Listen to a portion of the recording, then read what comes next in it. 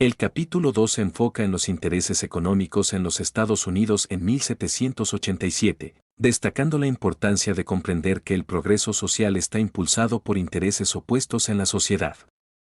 Se busca identificar las clases y grupos sociales existentes en ese momento y cómo podrían beneficiarse del nuevo sistema o mantener los arreglos legales existentes. La propiedad, especialmente la propiedad real, desempeña un papel significativo en 1787 y se subraya la importancia de realizar un estudio detallado de la distribución de la propiedad.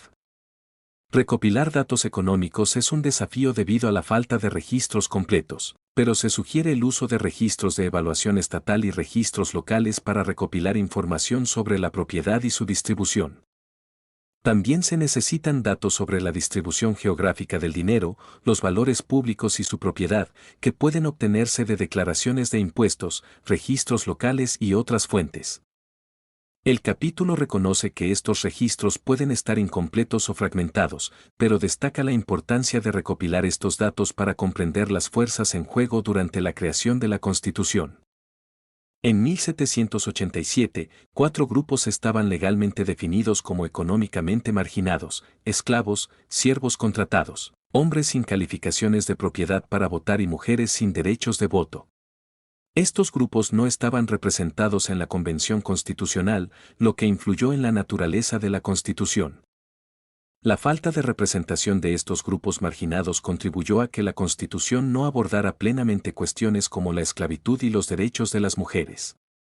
La creación de la Constitución en 1787 reflejó en gran medida los intereses de terratenientes, comerciantes y capitalistas de la época, lo que influyó en la naturaleza del documento.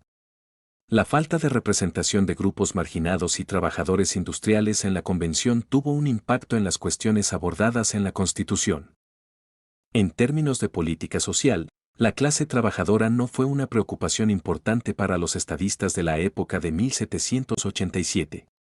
Por ejemplo, Alexander Hamilton mencionó brevemente el empleo de personas que, de lo contrario, estarían ociosas o serían una carga para la comunidad en su informe sobre manufacturas. Hamilton también señaló que, en general, las mujeres y los niños se volvían más útiles en las fábricas y en Gran Bretaña, muchas personas empleadas en la manufactura de algodón eran mujeres y niños. Los grupos que tenían poco poder político en ese momento incluían a esclavos, siervos contratados, personas sin calificaciones de propiedad para votar y mujeres sin derechos de voto.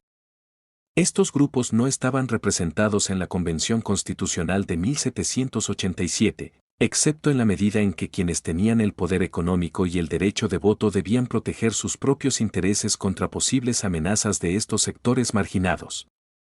Dentro de los grupos políticamente facultados, se pueden distinguir 3 categorías generales de terratenientes: los pequeños agricultores, los propietarios de grandes extensiones de tierras en el Valle del Hudson y los plantadores esclavistas del sur.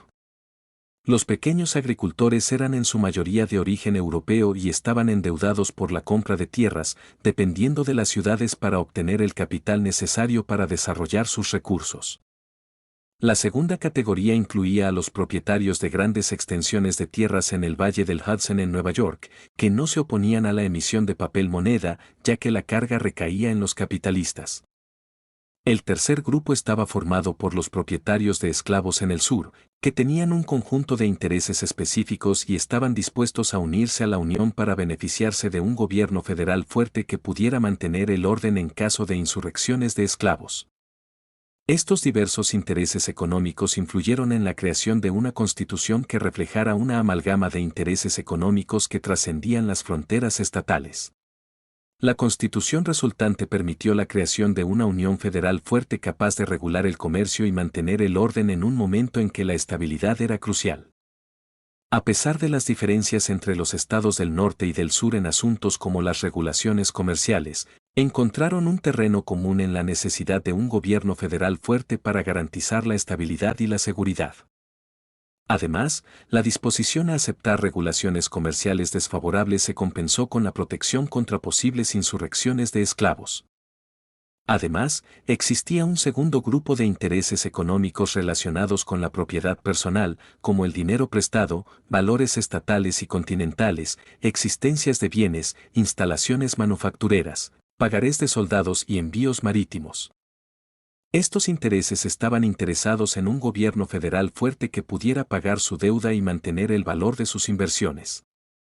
En 1787, antes de la creación de la Constitución de los Estados Unidos, una variedad de intereses económicos desempeñaron un papel crucial en la formación de la nación. Los principales grupos de interés incluían a los tenedores de valores públicos, fabricantes y comerciantes, propietarios de bienes raíces, inversores en tierras en el oeste de Estados Unidos y propietarios de bienes personales, como barcos y productos manufacturados. Estos grupos tenían preocupaciones económicas específicas como la gestión de la deuda pública, la protección de la industria nacional, la seguridad de las inversiones en tierras y la regulación del comercio. Estos intereses económicos se unieron para presionar por un nuevo gobierno centralizado que pudiera abordar sus preocupaciones y necesidades económicas. La creación de la Constitución se convirtió en un medio para garantizar la estabilidad y la prosperidad económica en una nación en crecimiento. La adopción de la Constitución en 1787 marcó un cambio significativo en la forma en que se abordaron las preocupaciones económicas en los Estados Unidos. Con un gobierno federal más fuerte y una estructura legal sólida, se estableció un marco para abordar las deudas públicas, proteger los intereses comerciales y promover el desarrollo económico en el oeste del país. Los debates sobre la Constitución y su ratificación dejaron en claro que los intereses económicos desempeñaron un papel importante en la política de la nación en sus primeros años. Las discusiones sobre cuestiones como la financiación de la deuda nacional, la regulación del comercio y la protección de la propiedad privada continuaron influyendo en las políticas gubernamentales y la legislación. La adopción de la Constitución de los Estados Unidos fue un reflejo de cómo estos diversos grupos económicos se unieron en busca de un gobierno federal más sólido que pudiera servir sus intereses y asegurar la estabilidad económica de la nación en desarrollo.